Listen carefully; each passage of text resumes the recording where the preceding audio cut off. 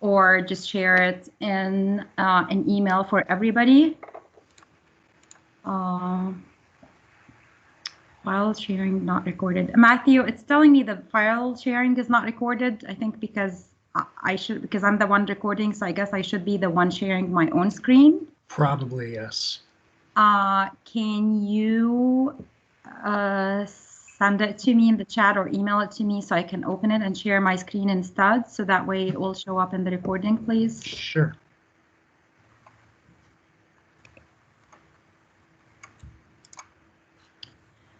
So while Matthew is doing that, I'm looking at the list, and I think everybody here, I don't think there's anybody. Is there anybody new in the group? I know the only district that we have that's new to the consortium is the Mercer County. But everybody else has been, we've had the same 24 consortium that we've had before. The members have changed a little bit, but most of the fiscal agents are the ones that we've had the last couple of years that have been with the program. I'm Rasha. Everybody probably knows me by now. I am the Title III coordinator in the Department Office of Federal Programs. And I am shared here with my two favorite colleagues, Matthew and Prado, and Donna Villarreal from the Office of Integrated Support. And I'll let them introduce. Probably everybody knows Donna, but I'm not sure about Matthew.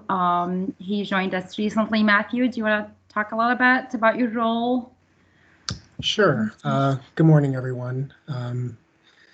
It's encouraging to see a bunch of you actually in schools and office settings. I'm used to just seeing like backyards and dogs and stuff lately. But I have been with the department for about a year now, and I work with Donna in the Office of Integrated Student Supports. I manage the Vulnerable Youth Team.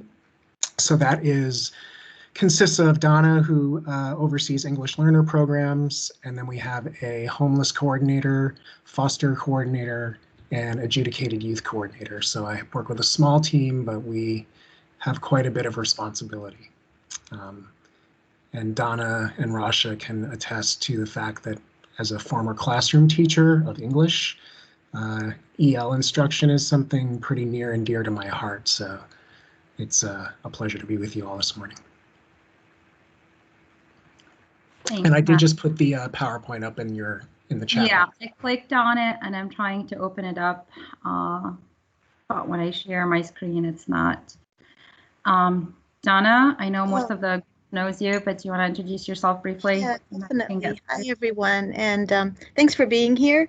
I'm Donna Villarreal, and I appreciate the chance to be working with federal programs through Rasha's coordination and organization of putting the funds for Title III consortia, connecting those with programs for English learners. And so that has brought us to this point, talking about the use of the 2.5% state funds that are being shared here with the Title III consortia. Thanks, Donna. So we'll go ahead and get started. My PowerPoint is opening up right now, so I'll share my screen momentarily. The reason we had this meeting is that we have a new grant that we will be sending out. We don't have a timeline yet, but hopefully as soon as we possibly can. Our grant coordinator person is currently working on developing the CCIP application for you. And once that is ready, we will be able to send out the funds and have you start drawing down on these funds. These funds are state activity funds that we typically set aside or take off the top once we receive Title III in our office. Can everybody see my screen right now? Yep. Okay. So these funds where we've always had the state activity requirement and it's basically a state level fund that we keep out of the top of Title III when we receive those funds prior to allocating them to the school districts. We always typically try to do professional development for a state. We have several other ideas that Matthew, Donna, under the leadership of Jennifer Vargo, and with my assistance and my input, we're trying to figure out things to be able to use those state activities. And then with COVID and with everything that's happening, Donna and Matthew and Jennifer approached me to be able to utilize the Title III consortium group that we already have in place to be able to send out additional pot of money for those fiscal agents for you guys to be able to work with your members on family engagement activities during those times. So I'll go ahead and get started. Donna will get started with the required usage of Title III funds. And I hope by now we're all aware of those 3 required uses. Donna, do you want to start talking about that one? So yeah, I just want to acknowledge that all of this does occur within the umbrella of those required uses of Title III funds. So for those of you who are here, you are representing districts who receive less than $10,000 from Title III. So smaller numbers of English learners with still the same federal requirements for those English learners. And so we've gotten feedback that this is an area we need to bring more attention to. And so looking at those required uses of Title III funds, and again, thinking about our situations here with these districts with smaller numbers of English learners who are coming together, Title III funds still need to supplement English learner instructional programs that are already existing, that are already there, not creating new programs. So that's supplement, not supplant provision. The second is that Title III funds need to be used to provide effective professional development to improve English learner education. So that's broadly to improve the whole child English learner education programs. And third, the activities must include a family, parent, community engagement components. So all of these apply to the individual districts in your consortia and to your consortia work as a whole, and to all other districts who have larger numbers of English learners. Next slide, please. So the allowable activities underneath these requirements, as we just mentioned, are the English learner family engagement. And what we are focusing upon now for this state extra grant is the family engagement supplemental support activities that are being provided in the Title III consortia. And Rasha will continue to talk more about the details of these fundings, but in general, the funding is for those activities for family engagement in the consortia.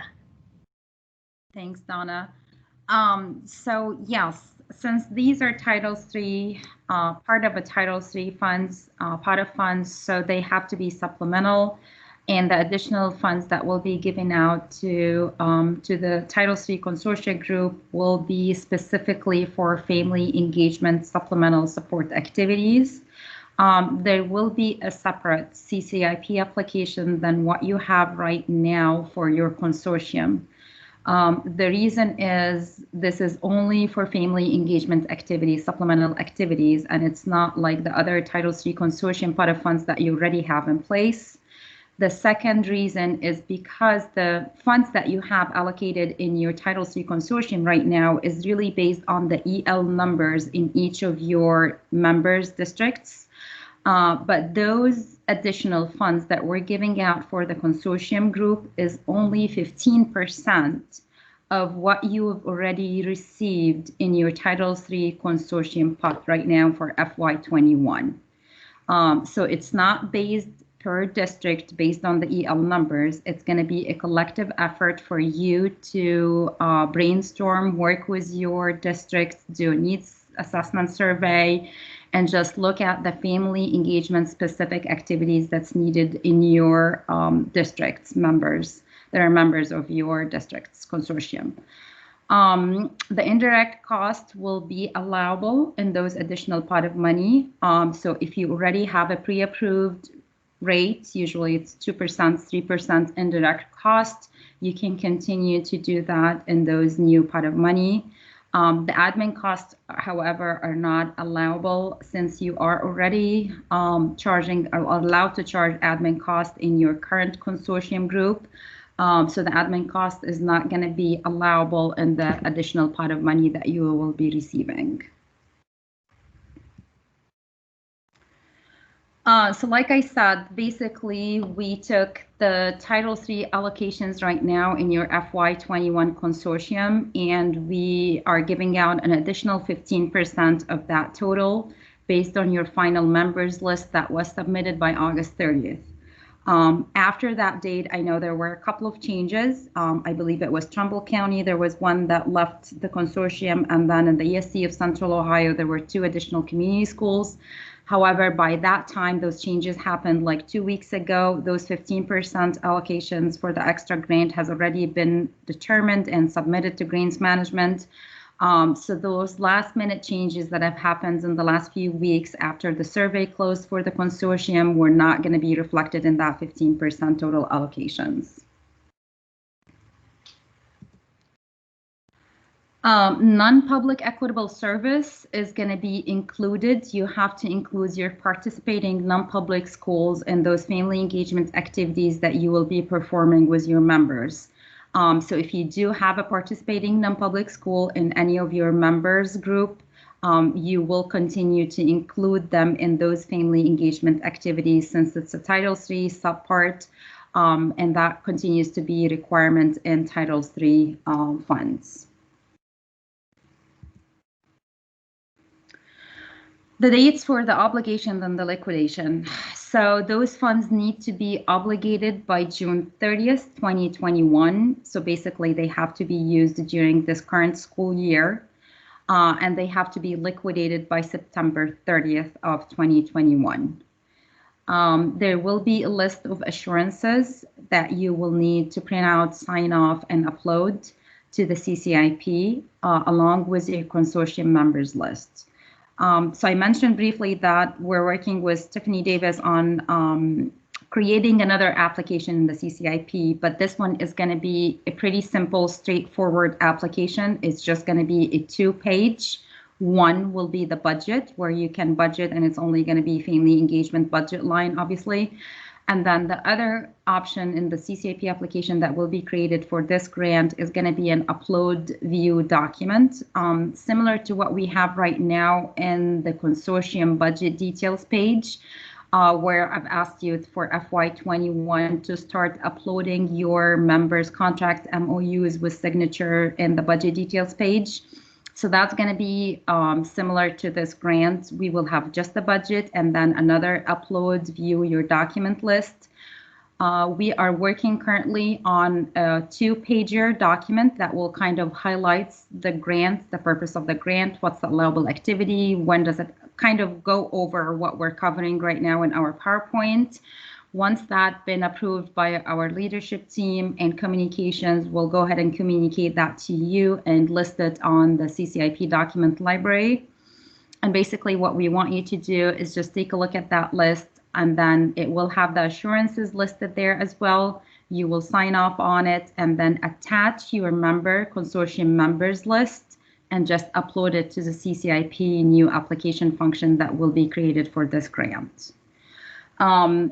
We figured this is the easiest way to do this because of the time crunch and because we did not want to complicate things and go through the CCIP work list and go through IT.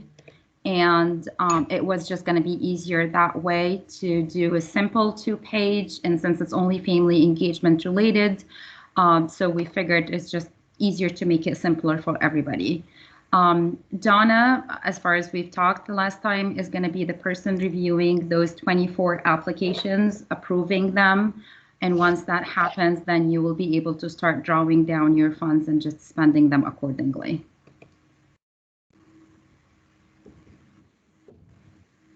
Make sure that there are no questions or nobody in the lobby waiting to be admitted.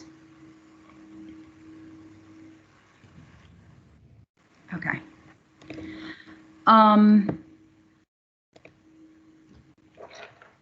That's this part. These are just additional resources that we have. We figured you might want to have access to the Title III non-regulatory guidance, since this is the Title III sub-grant. So the same supplement, not supplant, applies to this. The non-public equitable service still applies, and so on.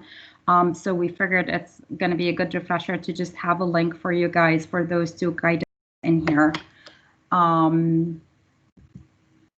That's it. Like I said, Donna will be the main person approving and reviewing these applications. But I am also the main contact person for you guys and for this group. So feel free to reach out for any of us if you have any questions or any concerns about that grant. And I think that was it. It's really straightforward, simple.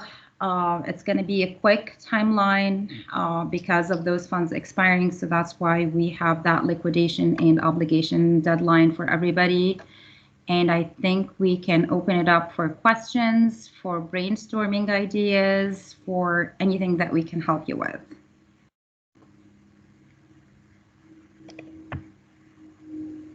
I have a question in regards to how we're incorporating non-publics. Yes. Just kind of get everybody's feedback on how they are including non-publics in these types of activities with such small numbers, and how we're reaching them. Just an over. So for the non-public, you will probably reach out for them the same way you are right now when you're providing your regular Title III consortium funds. I would just include them in the conversation when you start brainstorming ideas with your members on how to use those funds for family engagement activities. I would just see what their needs are. If they have a different needs than what you're planning on providing for your group collectively, you can see if you are able to do that and support them with the amount of funds that you have. If you can't do that, then you tell them, okay, if you are, depending on what you end up doing for your members. So if you're doing it mostly for translating documents, for example, but the non-publics do not need that or already have that piece covered, then you might want to have a conversation with them. Okay, what other needs does your family engagement for ELs need? And just include them in that conversation. Can this be allocated to individual districts? No, so it's a whole. So we're doing something as a whole with this. Okay. Yes, and that's the main reason we did not add it to the title consortium, because it's not based on the number of the ELs in each of your members. It's really collective total sum of 15% of what you've already received in your Title III allocations right now for FY21. Okay. Okay, thank you. Welcome. So can this be just a library of resources for these districts? So my understanding is it's 15% off the total that we have now. So let's say that's a total of $3,000 for a consortium admin that's running it. I can take that money and I can reinvest it into collecting resources that I could then disperse, because some of my districts are, 2 hours away. Like they're small, but they've just kind of connected with us. So having an event would not be reasonable. Like they're not going to be able to perform. They're not going to be able to participate in something like that. Well, keep in mind now that really most of the events that are happening are virtual. So, I mean, I would say it's still an option on the table. If you brought in, a speaker, or if you did an online PD or family engagement event online virtually, that's still an option. But your idea of having a library resource as well that all of your members can access, that's definitely allowed, of course, yes.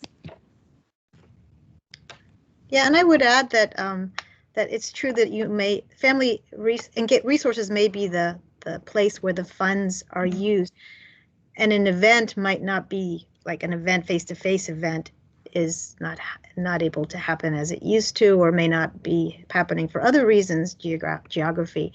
But what is the communication piece around this funding. So how is it being communicated and shared is really an essential element in your family engagement project for this one and overall for the Title III Consortia. How are you communicating with families? Even if that's cost-free, if it's an online mechanism, how are people going to find out about this? Who are your partners that you'll be sharing with? How are you connecting the dots with the resources that you may be purchasing or subscriptions or however that family engagement funding is used? How will we know, and how will you get feedback from families back? So I'll just share, I don't know if this is a feasible way. We partnered with, last time with Dollar General and United Way.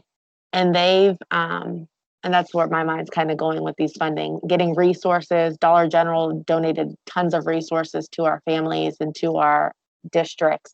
And then United Way was our community partnership, as in dispersing these to our families. And they did a press conference, and we had, the news there. This was through our Striving Readers grant, but I'm just trying to think, just maybe something, just to throw some ideas out there, having the libraries there as well. And that may be a way of communicating that to our districts, especially because I feel whoever said they were 2 hours away, we have a lot of Amish families, and so the technology there is lacking. But those were some of the family and community partnerships we've made with resources, getting them to our families.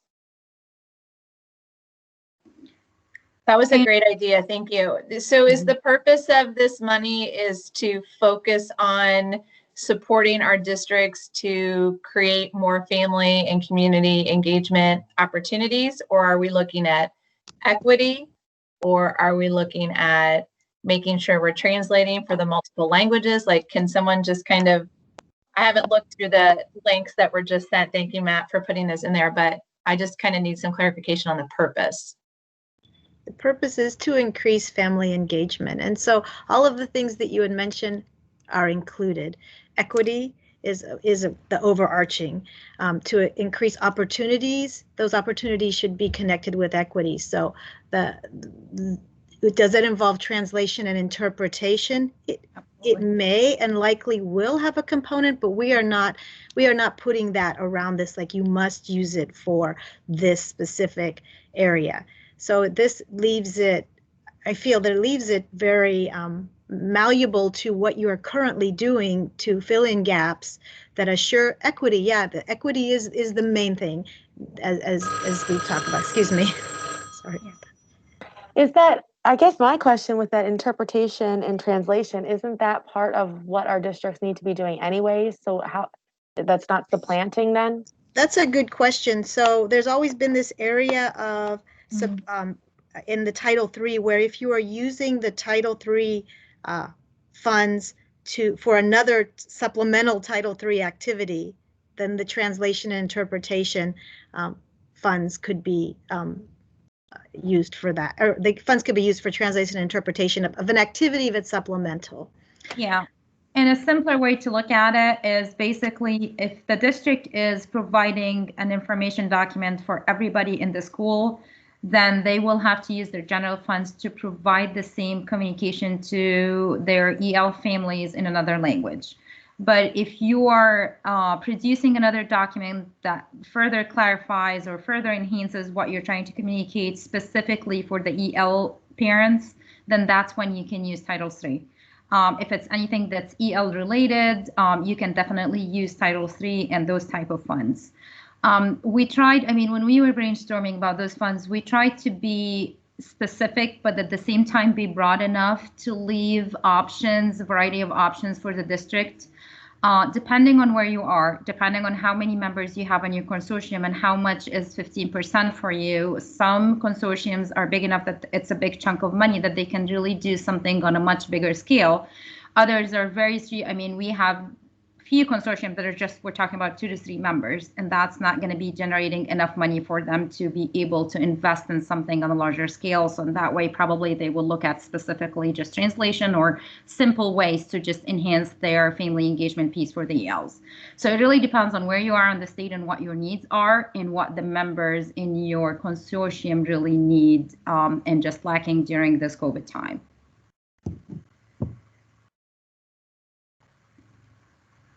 Any other questions? Any other ideas? Dana, I think you're muted, Dana. I don't know why. Hold on. No, I think I'm. You're not. Okay. Yeah, I muted myself, so I just unmuted. Okay. So I was fortunate to talk to Rasha a little bit about this yesterday, because when I got that email, I had a coordinators meeting. So I had all my districts at a meeting yesterday. So I kind of front loaded this idea, just kind of get their thoughts on this, because as I'm sure is similar in some of your consortia also, you have little different pockets of communities with different cultures and languages and different needs in each community in our consortium. So it gets tricky at the consortium fiscal level to spend money on family engagement. So what we thought about, and we're going to do it more formal with a needs assessment, and we're still just brainstorming ideas. These were initial thoughts from my coordinators yesterday to make multilingual videos for families, on things such as, how do I help my child with homework when I don't speak English? Just different school and academic pieces, but then also some kind of fun things also that involve language. And so we talked about doing that. And so part of the funds, we would pay interpreters, and we try to use some of our interpreters or family liaisons we have in districts, so they're familiar faces for some, but pay them to do these videos if we created scripts. And we talked about using our student video teams to do the work, and then getting our secondary and maybe upper elementary or lower elementary EL students involved to build their listening, speaking, reading, and writing in English to help script out the videos that we would make, and then pay the interpreters, and then somehow store all these videos in one central place, and then districts could share them out on their web pages or however they typically get information out, and they all do it differently. So that was one thing that we thought that we could do, because and this all started from a district sharing how they're doing pasta and painting with parents. So next week they have over 100 parents, and these aren't just specifically EL, and they bought food. So they're delivering pasta to these houses, and they're going to live through video streaming, make pasta together using language and different academic measuring kind of things together. And they're doing that all electronically. And they have some of their team members delivering the pasta to the homes. Now that would get tricky at the consortium level because I'm in 6 counties. I don't know about you guys, so that would be hard to deliver food. But doing something engaging like that, because it's one thing to disseminate information. So we wanted to somehow engage the families. So there's two-way communication, so they felt a part of the community. So that was one thing that we had talked about doing, just to give some ideas to folks. And then what would be wonderful is if to collaborate with another consortium. So if I have these 10 languages and you have those 10 languages, we could build even a bigger library. So that was something that came up that we thought about.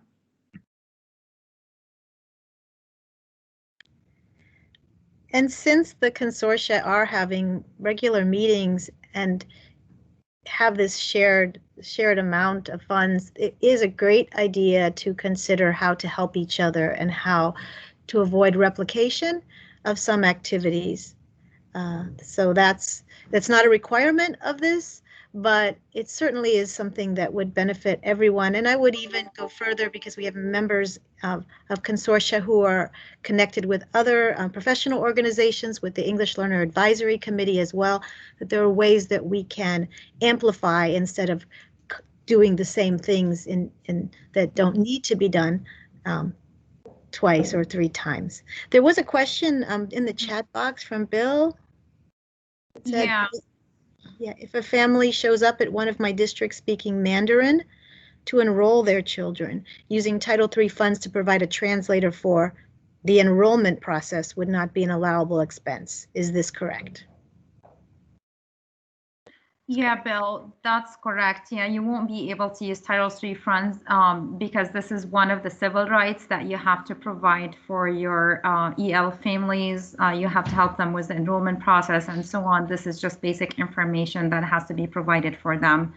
But again, anything that's above and beyond that enrollment process. So if you want to provide them with additional resources or other things that's specifically for those EL family, then that's when you can turn around for the Title III funds and those additional pot of funds that we will be providing you to assist them with that.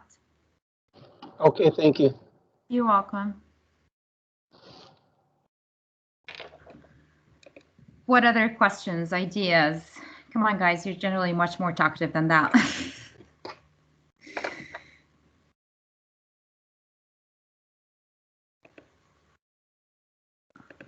Okay, Olivia's asking, Dana, would some videos be guiding families on how to use Zoom and or Google Meets? That's a wonderful idea. Effectively at home, how to effectively set up a learning space at home. This is for families that are participating in remote learning. Yeah, I think so. I think that there's a lot of videos already out there on how to use Zoom and Google Meets in multiple languages. Like if you YouTube, there's like a ton of videos already out there. And some of our districts, the teachers have done it themselves using Screencastify, something simple like that. So I don't know that we were thinking necessarily of specific tools, but I do like the idea of how to set up a quiet space in your house. But trying to do it in a way because some of our families have multiple families living in a single home and don't have furniture and don't, so I've done some home visits. And so I want to be careful that we're being cognizant of some of the different home situations of our kids, but at least setting aside some time, something like that, I think, yeah. So this was just initial brainstorm yesterday morning, but I'd be more than willing to collaborate with others on like topic ideas. And I love that idea, but I guess I'm confused because if your district is going to remote learning, isn't that also the kind of thing that you need to do for everyone? So how is that different from trying to enroll a family with Title III funds for a translator? I need some help understanding the difference there. So if you are providing that for everybody, then by default, you really have to include your EL families in that activity that you're performing for all the students. With the remote learning, it's even much trickier right now, and I agree. But again, because of the remote learning situation, if you're providing anything for all the students in your district, then you have to include those EL families and students in that remote learning activities that you're providing for them. And I know Lauren even brought up the idea of a technology during when she was mentioning about it, and some EL families are struggling with those technology, or they don't have the technology for it. So again, those EL families have to be treated like all the other students in your district. So if you're providing technology assistance, router or internet or Wi-Fi, whatever you are providing for those because of the remote learning, then by default you have to include those EL families in that resource. But if you've decided that the EL families, well, they really need assistance, additional assistance, maybe even somebody to walk them through it, or I don't know, any additional technology that they need specifically just because they are EL, then that's when you can turn around for the Title III and those additional funds to assist them with that. Does that make sense? I know it's even, with the remote learning, it's really much more trickier. But again, I would look at it, if you're providing, look at what you're currently thinking to provide for your EL families. Are you providing this for everybody in your district? then the answer would be continue to use your general fund to provide that service as well to the EL families. If it's something specifically for their EL families, just because of their situation, because of their language barrier, because of culture barrier, whatever it is, then that's when you can turn around to the Title III and those supplemental funds that we'll be providing for specifically for family engagement. And again, Belle, at any point, if you have any thought, any idea, and something that you're in, feel free to reach out, call me or email me, and we'll just discuss it and work through it.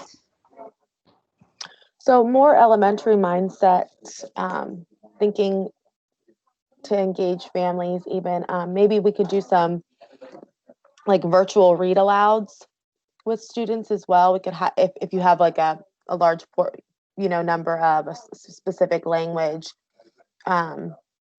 purchasing maybe some books in some different languages and hire some interpreters with that funding to do some virtual read alouds with, families on a weekend, and even have an activity that they complete at home with their families. But consortium wide, I'm just trying to think, a large array of different languages completing that. That's kind of along the lines of those multilingual videos, I guess, but Yeah. more interactive. And just to build on this idea, Lauren, I was just telling Dana the other day, for the migrant, for example, we actually have recruiters and family engagement personnel that actually goes out and try to assist those migrant families one-on-one. They call, with COVID, of course, they are no longer going out to the camps as much, but they're still reaching out by phone calls. They are reaching out by virtual individual meetings. So if you have a need for such thing, that's also another option that you can do, a person that's consortium wide. And since now everything is virtual, I can imagine it's easier this way, that they can individually reach out, see what the needs are for each EL family. Do they need help working with their children online during the virtual learning? Whatever the needs are, but that would always be another option.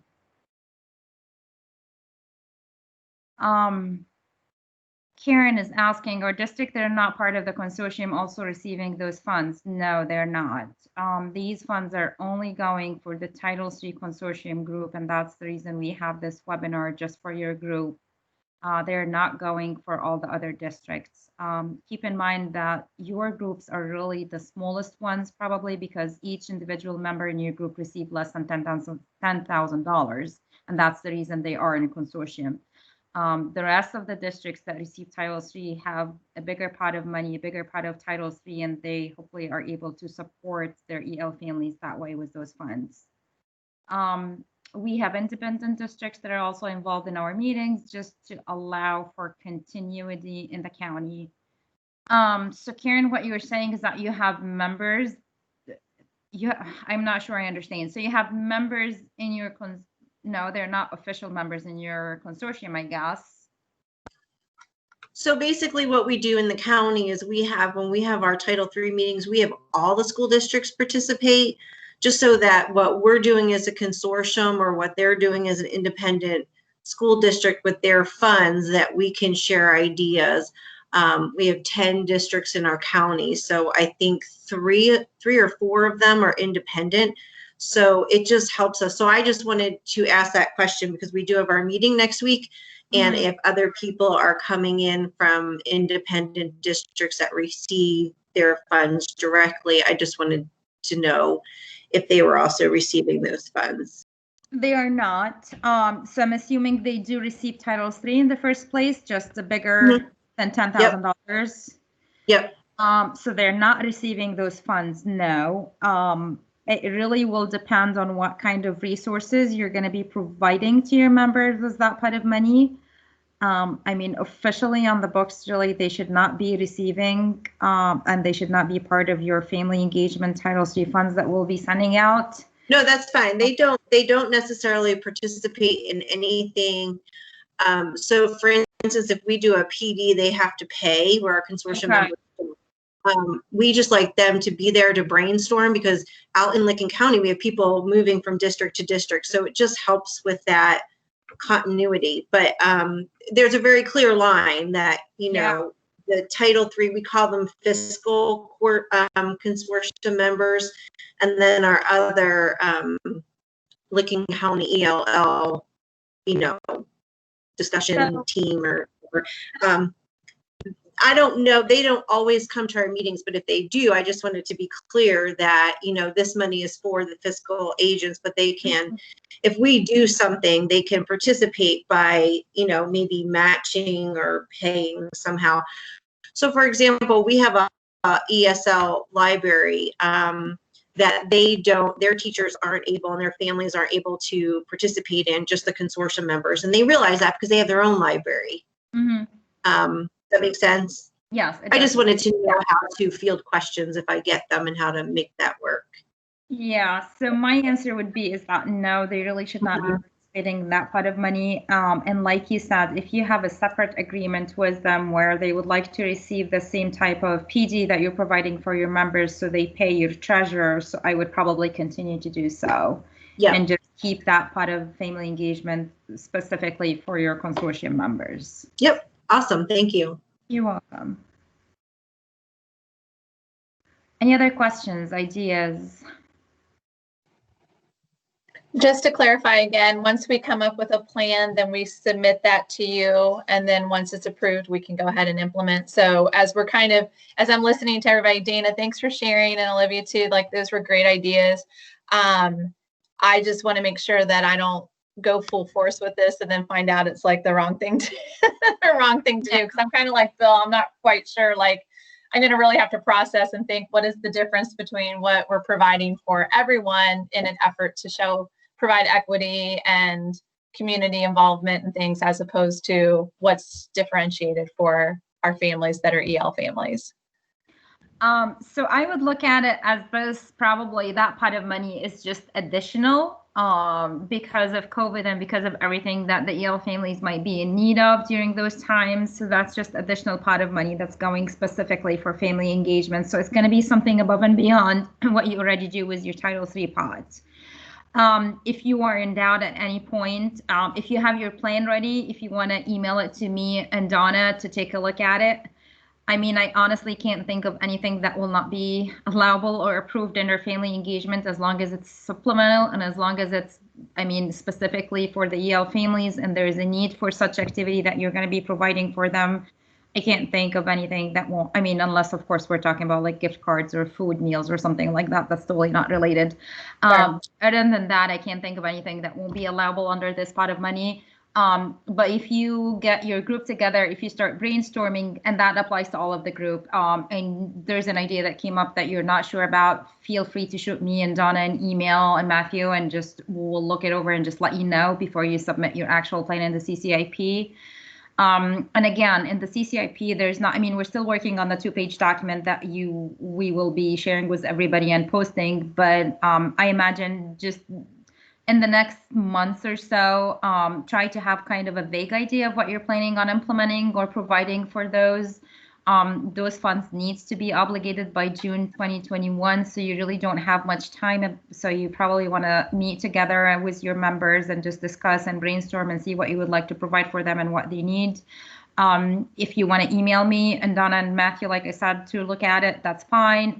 If you're thinking it's good to go, you can just submit your budget, upload that document with your brief plan, just nothing extra. I mean, just let us know in a couple of sentences what's the plan for the consortium members. What are you planning on doing those funds? Since there's no typical budget details for us, to let us know what you're actually providing for your members. So just include a sentence or two, sign off on the assurances, upload your consortium members list, and just upload that in the CCIP and submit it for approval.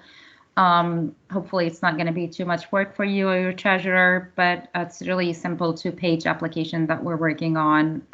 That will be hopefully easy for everybody. So it can be just a very general idea. Yeah. Okay. Yeah.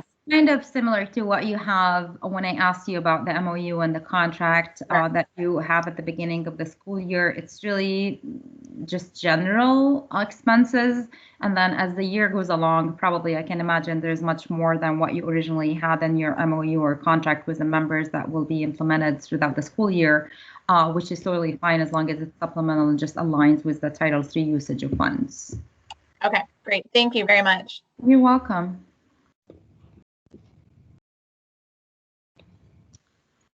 Any other questions, thoughts, ideas?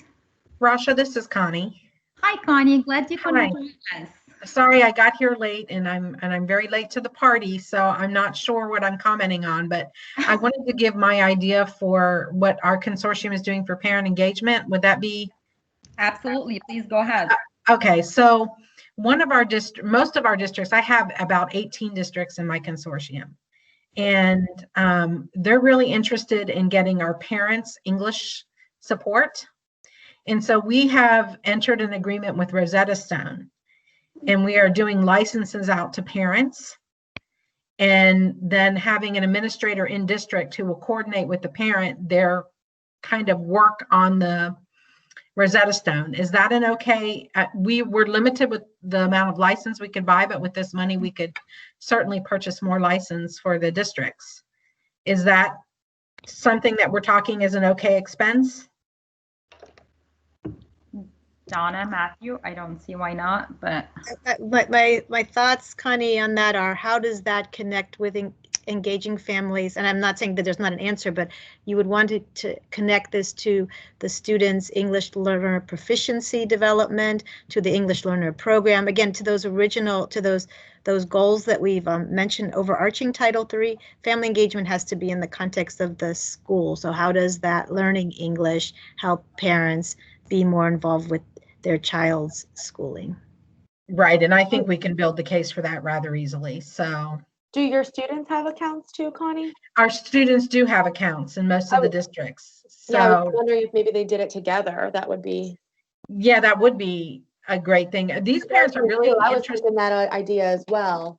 Yeah, our parents were really interested in getting skills for helping their kids that are virtually home. Yeah. And so this would help them make that connection to online instruction, as well as their own personal growth in their families, supporting their families with employment and things like that, I think are really great tools. So yeah, I think you could make, I mean, in my personal opinion, the case to that, that's how they're going to support their child and their education as well. I mean, without that, I don't know, that's just me thinking right. that. So. Yeah, the only issue would be, as that test question that Rasha mentioned, is like, is the district providing Rosetta Stone to other families who are not families of English learners? No, and it's only through Title III. So sometimes we've seen that, like world languages, like enhancing world language development for families. Yeah. Okay. Yeah. Okay. Yep, Great. Thank you. Sorry to jump in when I don't know what I'm talking about.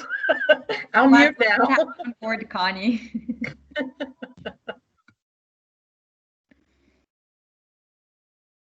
Okay. I don't want to take up any more of your time, but unless you have any questions, I'm going to stay on the call because I know Olivia had some questions for me. Feel free if you want to stay and listen in, or if you thought of any other questions, you have my email. You have our contact information. Matthew just put in his email as well. Any last minute thoughts or ideas, Dina? Yeah, thank you. This kind of goes back to Karen's inquiry about, the non-consortium districts participating in our meeting. So I have my consortium districts, but then I have some districts that are over 10,000 that buy in some of our services and resources, and we've got that all figured out and everything. But if with this money, if we create the videos or get Rosetta Stone or whatever we do with it, could we have them buy in like proportionally what it would be if they were included in our consortium? I don't see why not, as long as you keep it separate, I would say, probably, since this is federal dollars. So I don't know how the treasurer and your ESC would set it up. We have, as keep it, and maybe charge them a fee or whatever. I mean, as long as you keep it separate, probably, then the Title III pot of money, I don't see why it would be a problem. Okay, because we do have it separate for when they buy in for different services. So we have a separate account for that. That's not the grant money. Okay. So that would be okay for them to do that so that they benefit from this too. If you're already doing this with Title III, this is really just a sub-grant and a piece of Title III, so I don't see why you wouldn't be able to do the same thing with it, yeah. Okay, thank you. Rasha, is this the only amount of funding we can use for family and community engagement, or can we use additional funding from our? You can use additional. Oh, you can use additional. You have to. I mean, for Title III, the money that you already have in your FY21 application, I mean, there's 3 required activities anyway. Okay, okay. I just wanted to make sure this wasn't the only thing. Yeah, I will probably continue using your Title III consortium funds the same way you have been under the 3 category required uses of Title III, and keep that for any supplemental or any additional family engagement specific activities that you would need them for. Okay, thank you. Yeah. Anything else? Okay, I will stop the recording right now. I will send you an email, the whole group. I'll send the whole group an email with this webinar. So for those, because we only have 20 participants, so I'm not sure. I have to look at the list and see who was missing. But I will send it by email, and with the whole group distribution list. Hopefully it's not too big. If it ends up being too big, I'll make sure that I add it to the CCIP document library and just send you a link to that. Maybe that way it would be easier. And then the documents, the 2-page document, we're hoping we have it finalized and ready. I don't know, by the time we have leadership and communication, maybe 2 to 3 weeks, Donna. But the money is coming for sure, so I would plan accordingly. And I mean, you can easily do the 15%, or Donna can send me the list and I can email you the Excel file as well with the 15% for each of your consortiums. So plan accordingly, start brainstorming, start meeting with your members, and we're working on it as soon as you can. Our staff is just, I can tell you, burned with how many new additional funds that we're receiving right now because of COVID. So, but once we have the application ready, we'll send out an email again. Once we have the document ready, we'll send it out, and I'll post everything in the CCIP document library. If you thought of anything else, email me, and we'll hopefully answer your questions. I'm gonna hang in there. If you have any more questions, or if you wanna have a one-on-one with any of us, me, Matthew, or Donna, I know we had our time blocked for an hour and a half, but if anything comes up, just let us know. Enjoy the rest of your Friday and have a wonderful weekend. Thanks, everybody. Thank you. Thank you, everyone. Thank you.